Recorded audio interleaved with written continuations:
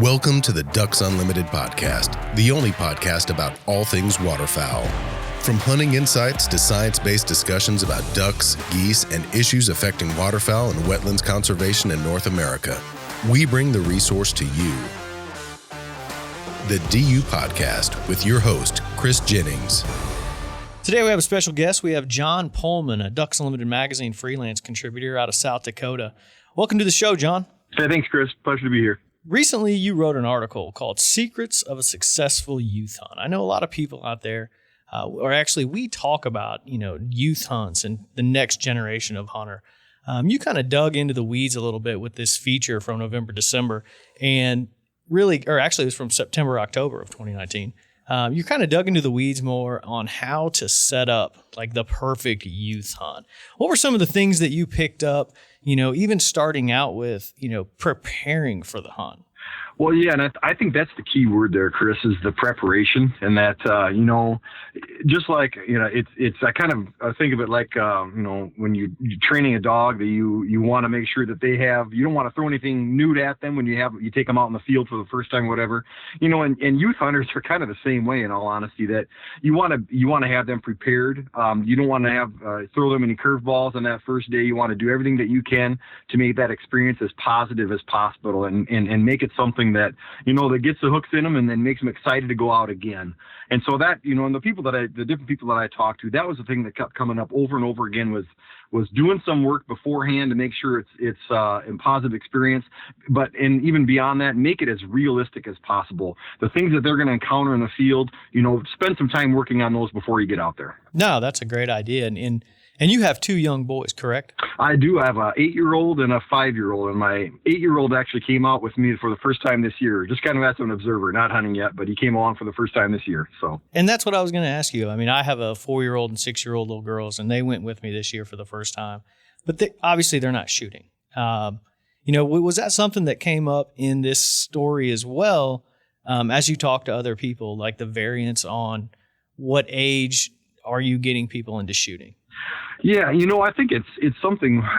Obviously, I think it depends on every situation is different. My son Miles, he's 8. He has shown a growing interest in shooting and in hunting. We've been taking things really slow. I haven't been trying to force anything on him. I want it to be something that he wants to do and wants to come along and do. And so he actually, we started playing around with the 22 here about a year ago. Most recently, he's just shown an interest in wanting to do more of that. So one night a week we go and shoot targets at a local gun club inside, and just these little baby steps in progress, and again, just trying to make it as fun as possible for him, and we don't spend a lot of time doing these things, but just to kind of get him, it's piqued his curiosity a little bit. He wants to learn more about it. He hears me talking about hunting and shooting all the time, and so I think it depends on a per child basis. Some kids might be ready when they're a little bit younger, some might be ready when they're a little bit older, but as a parent, I think I felt comfortable at that time at 8 years old. He was showing an interest, and that we like I said, took out the 22 first because it's probably the easiest thing to start with, and we went from there. But he, like I said, his interest in hunting is just kind of starting, and he's showing more and more interest in wanting to go along. And like this hunt we had this fall, I wasn't planning on taking him out, which caused a few issues the next morning. But he, I told him I was going duck hunting the next day, and he said, "Dad, can I go along?" And how do you say no? I said, well, we'll make it work. You can't say no. We'll figure it out, So he came along, and, it was one of those things where if we'd had a little more time, we could have prepared a little bit differently and maybe changed a few things that happened. But he had a good time about it. He had some good stories when we came home. That's awesome. Yeah, I had a very similar situation to where, my daughter really wanted to go. And so, but we did more of the planning side of things. I probably told them 3 or 4 days in advance that we were going, and it was on the youth hunt and the veteran hunt in Arkansas this year. And my wife, who's also a veteran, was hunting with me as well. And we spent quite a bit of time just talking to them about what was going to happen. The process of, we're going to set decoys. I think that was their favorite part, was throwing decoys. They love that. But it was fun to see their reaction and to see when we did shoot. Granted, we didn't shoot at a duck because we didn't even have any near us, but I wanted them to hear the guns. And they had hearing protection on, which I think is something you mentioned in the article as well. But with that first time the gun goes off and they're in, and we were in a pit blind, so it is a little louder. I was kind of expecting my 4-year-old to be a little shook up with it, and man, both of their eyes got big, and they were just like, "Wow, this is awesome! Let's keep doing." I was like, "Hey, you follow in line just with me. I like to pull the trigger. It's awesome." You know, my first shot that morning we were out there, I had a flock of blue-winged teal come in and picked one out. And when I shot, I hit another one behind it. So I got 2-in-1 shot. And, you know, my son is back behind me a little ways and he goes, "Awesome, Dad. Does that always happen?" I'm like, "Yeah, of course it does." You know, I always get 2-in-1 shots. So no, it was a blast. Did you tell him you were just trying to save money on ammo? Yeah. So you tell him you're trying to save money? Yeah. Yeah, exactly. That's perfect. So let's talk about the safety aspect of this and some of the things that you picked up from this feature. Was there any really cool tip that someone mentioned about, keeping everything safe in the blind with the kids? Well, you know, I think Ronald Robertson, the gentleman I spoke from Mississippi, he's the thing that he mentioned that kind of a different way of looking at it was having enough adults help along on these, for the actual hunt itself, making sure that you have enough adults in the blind to keep a close eye on these kids. Some of these kids that may be their second or third time handling a gun, you just never know what level of familiarity they have with it. So having the adults along that can really just be on the spot and monitor these kids and make sure that they're, keeping their safeties on and their muzzles are pointed in a safe direction. And to kind of go along with that, he said, that the thing that really helps then is to plan this hunt like on a youth day, when there aren't other hunting opportunities going on, where the adults, where they are simply there as observers. And I think most adults would do that anyway. But if you plan a hunt on a special youth only weekend, you're probably going to be able to find more adult hunters to come along and help monitor things, just because there isn't a hunting season going on for them. So that to me was the key, was having those adults along. And then it kind of goes back to what we mentioned first about practicing what they're going to see in the field. And the one situation that comes up is, we do a lot of hunting up here in the Dakotas out of layout blinds, whether we're on a slough edge or in a cornfield or a wheat stubble or whatever it is. And that's a unique, for folks that have shot out of those, it's a unique experience. It's not something that it takes them getting used to sitting up in the blind. And so if you're going to be shooting out of something like that, practice with those kids, sitting up out of those layout blinds, throw clay pigeons or whatever. But if nothing else, just have them practice flipping the blind doors open, getting those barrels up, where they're going to hold the gun, where the barrel's going to be while they're in the blind, and then how they're going to sit up and, click off the safety and, get the target, whatever. So it's making it as monitoring them as shooters, but then also, like I say, go through the motions before you get out there so that none of this is a surprise when they get out there. Yeah, you don't want to surprise someone who's certainly not doesn't have any expectation of what they're getting into. And even in that, and I think one thing to point out that also comes into, one of the other tips here is the gear, putting someone in waders and forcing them to just, all right, we're going to march out to this blind or go out and walk into this area. Someone who's never been in waders, it can be disastrous. And I say that speaking with our fantastic producer of the podcast, Clay Barrett. He's had many experiences where he's ended up face down in the water because he wasn't quite as experienced in wading as some other people. So yeah. But so what did you get into with the gear?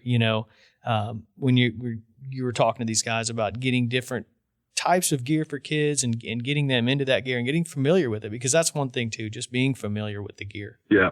And that was something that Tony Vandermoort and I talked about. He's taken a lot of kids out on hunts in north central Missouri at his place. And his big thing was that, the gear that's available for kids today is so much better than what we had growing up, just from clothing and like you said, waders, the guns themselves are a little more situated for younger shooters.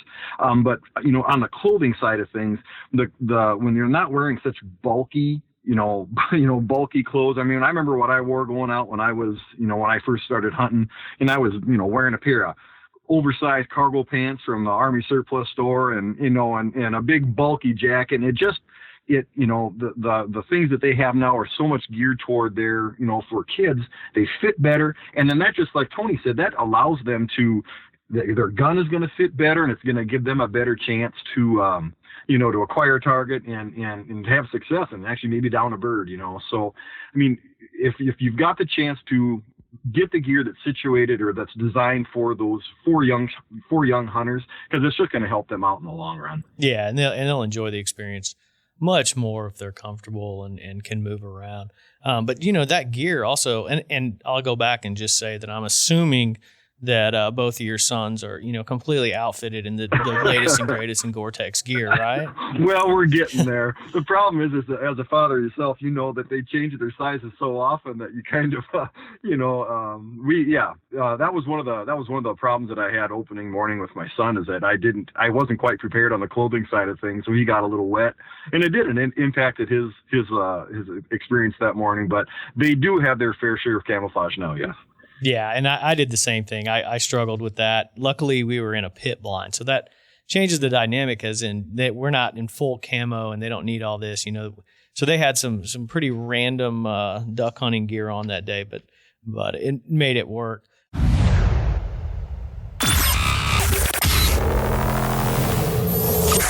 The Ducks Unlimited Expo, May 15th, 16th, and 17th, 2020 at the Texas Motor Speedway in Fort Worth, Texas. Interactive villages, shooting, archery, dogs, fishing, kayak, canoe, 4x4 off-road tracks, ATV, UTV track, industry experts, demonstrations, exhibitors, and more. The Ducks Unlimited Expo, everything outdoors. The ultimate playground for the outdoor enthusiast. The Ducks Unlimited Expo. Visit www.duckexpo.com.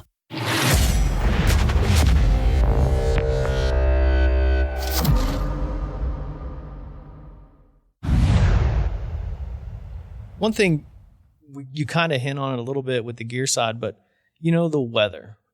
As duck hunters, we kind of pride ourselves on being able to face the most difficult conditions, and whether it's raining or snowing or sleeting, we're still going. What did you hear from people that you talked to about, the youth hunt and how the weather can impact that? Yeah, we're lucky up here, like in the Dakotas, Minnesota, Nebraska, where our youth hunts, the specified days, the 1 or 2 day seasons that we have for kids are early in the fall when the weather's a little more temperate. You're not dealing with super cold conditions. And that's, that's a positive, you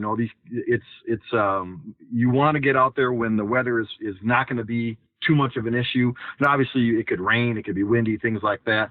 But the thing that really gets kids is that they get cold and they want to go warm up. And so we benefit from that up here in the Dakotas. Further south, other places that, you just kind of have to take a few extra steps to kind of mitigate the impact of the weather, whether that's shoving hand warmers in their pockets or like a couple of people in the article mentioned that, using permanent blinds that give you the opportunity to get them out of the elements a little bit. That you can have some space heaters in there to keep them warm. It gives them a chance to be able to move around a little bit and shuffle their feet and whatnot. And so, if like I say, up here in this part of the flyway, we benefit from having our youth days at the beginning of the season when it's usually pretty warm and not too bad outside. But the further south you go, if those seasons youth days take place a little bit later in the season, just again, make sure you've got your kids outfitted to handle the temperatures and the weather. And like I say, shove hand warmers in their pockets, make sure they have warm clothes on, some hot chocolate in the thermos, whatever. And if you can, get them inside, get them into a permanent blind situation where they can get in out of the elements a little bit. It doesn't always work out that way, but if you can do it, that's probably optimum. Yeah, no, that's a great little tip. To just, if you can avoid the weather at all, do it. I think I probably would have been a little hesitant, with my girls. I think it was like 64 degrees when we went for the youth hunt in Arkansas, and both of my girls still had hand warmers in their hands. So yeah, that's but yeah, I thought about that when you mentioned that you and your son went, and I thought, man, I'm thinking South Dakota. I'm like, oh my gosh, like it's got to be frigid up there. But I guess your season opens up so early that it probably does have its warm days. Kind of the last thing that you mentioned with this article was the keeping it fun. You talked to all these people about that and what they were doing. What were some of the things that you did with your son to kind of keep it fun? Well, we the morning that we went out, it was, I made a short walk. In the back of my mind when, the night before when I was doing some scouting, I had an inkling that he knew I wanted to go along. And so I tried to pick a place that was easy for us to get into. And when we got out there, I went out and threw out the decoys. He didn't have waders on, but he had some kind of knee boots on, so he could kind of get out in the water with me a little bit.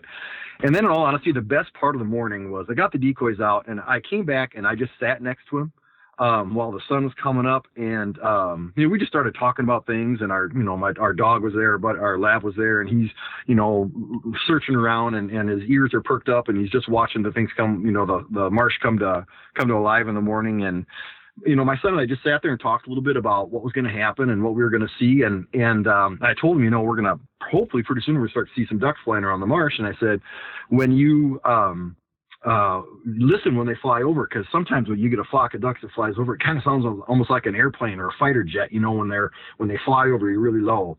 And not 30 seconds after that, here comes a little squadron of teal, and they zip right over our heads, and it sounds, again, just like it, that air ripping through their primaries, and it's just that sound of a flock of ducks, and his eyes got, as big as saucers, and when we got home that after the hunt that day, I was taking care of some stuff outside, and I let him go inside to talk to my wife about the morning, whatever. And when I came in, he was telling her stories about what had happened that morning.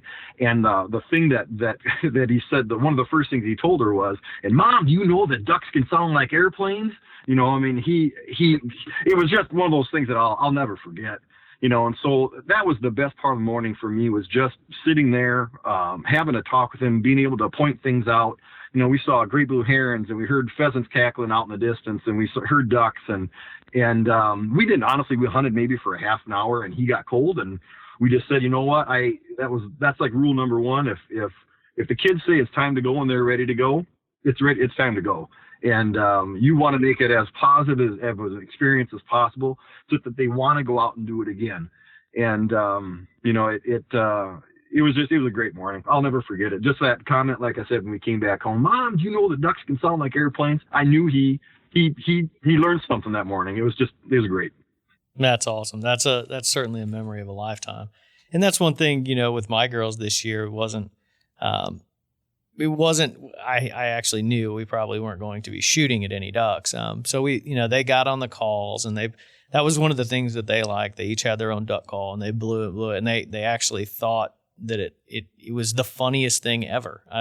And my wife and I just sat there and laughed, because one of them would blow the call and the other one would just like belly laugh until it, they're just like, "Oh my gosh!" We just sat there and giggled at them and then they also caught frogs. In our pit blind, there was a little bit of water and there was quite a few frogs, and it was funny to see these two little girls kind of poking a stick. They started out like trying to move their feet away from the frogs, and then they got a stick and they kind of poked a stick at the frog. And then by the time we were leaving, they both had frogs in their hands, and they're like, "We're going to bring this home." I'm like, "Nah, let's not bring it home." But yeah, keeping it fun, and it is something that is, makes the lifetime memories. I mean, that's something that you'll never forget, something that I'll never forget. And I know, one more question, like what's the next step? You go on your first, or you take kids on their first hunt, and then is there a transition period? I mean, do you look at it as, all right, my son went on his first hunt this year, next year we're going to try. Is it a very slow process that you're trying to bring him in? It is. It is for me, but that's just kind of going back to, I think it's just what I recognize that what my son needs, and it's something where I know the day will come. It may not come, but as a dad, and as a hunter, I hope it comes, but where he is going to want to be out there with me every day, and go all the time. And so, but I know for something like that to happen, it has to happen on his terms. And, he's got other interests and he's got other things going on too right now. And so we'll, next year, early in the season, we'll try to get out, a few more times. I am looking at trying to get an A-frame blind that we can take along with us next year to make it a little bit more of a comfortable situation for him, and so that he can move around a little bit and maybe get out of the elements and kind of imitate what you guys have down south a little bit. But yeah, he keeps talking about wanting to go. And I know it'll be baby steps, and that's the way it was for me when I was growing up. I bothered my brother until so many times until he finally took me out, and we went out a few times, and then it turned into becoming, best hunting buddies and going out all the time. And that's the approach I'm taking with my son, Miles. Cool. Yeah, that's very important. And one thing that you hit on there is every kid is different. You may have a kid out there who's shooting at 6. I personally, there's no way that I would be, have my kid shooting, but it's every, your parent knows the kid, and that's a very important thing to do. And also another thing to keep in mind, we were talking about, the successful youth hunt is, what this message is about, but taking someone hunting who's not necessarily a kid is also something that you kind of follow these same steps. Someone who's never been duck hunting before, they kind of want to get into it. They're kind of flirting. And it could be a 50-year-old man. But I think you kind of want to follow these same steps. Am I wrong in thinking that? No, I think absolutely. And I think in all honesty, there's probably even more intimidation to getting into it as you get older, just because of maybe, you feel like you should know more about it than you do or whatever. But yeah, I think the steps are the same. You take it slow. Education comes first, and preparing these people for the experience, and not, like I said before, not throwing them any curveballs when they get out there. Try to get them as comfortable with things before they get in the field. And yeah, take it slow. And it's, something that I think Tony Vandemore hinted in the article that, for any first-time hunter, the success is going to be measured in their eyes. It's not going to be measured in mine. It's not going to be measured in anybody else's. And they may enjoy just being out there and, seeing cardinals in the buckbrush or hearing pheasants in the distance or whatever it is. Success for a first-time or a young hunter, it really probably isn't going to be measured by the number of the birds in the bag. And so it's something that, that you want to put them in the best position possible to have a positive, fun experience. And then they may find enjoyment in things that are different than what you find enjoyment in. And that's all right. It's the most important thing is, and the future of waterfowl hunting depends on it, is getting people involved in it and getting the next generation involved in it, is so that waterfowl hunting continues on, forever. I mean, that's the key. Yep, that's right. And I'm glad you hit on that. That's one thing that we talk about here on this podcast, whether it's even relating back to banding data, hunter reported information, hunter involvement in waterfowl research and management and conservation is so important. And, we talk about that a lot. And this is the baby steps, and also from an organizational perspective, we're always talking about the next generation. We're, conserving things for the next generation, but you need the next generation of conservationists as well. And that's where this comes in. And if anyone wants to check out the article, it's called The Secrets of a Successful Youth Hunt, and you can dig into that on ducks.org. You can find it there right now. It's probably featured in one of the hunting sections. But John, I appreciate you joining me here, and this has been fantastic, educational, and I really do appreciate it and hope you can come back on sometime very soon. Yeah, thanks, Chris. I really appreciate it. It's been fun. I'd like to thank John Pullman, Ducks Unlimited magazine freelance contributor, for joining us today on this show to talk about his feature, The Secrets to a Successful Youth Hunt. It's a very important process and for conservation, for Ducks Unlimited, and obviously for waterfowl. I'd like to thank my producer, Clay Baird, for doing a great job putting this podcast together. I'd like to thank you, the listeners, for 1, listening, and 2, for supporting wetlands conservation.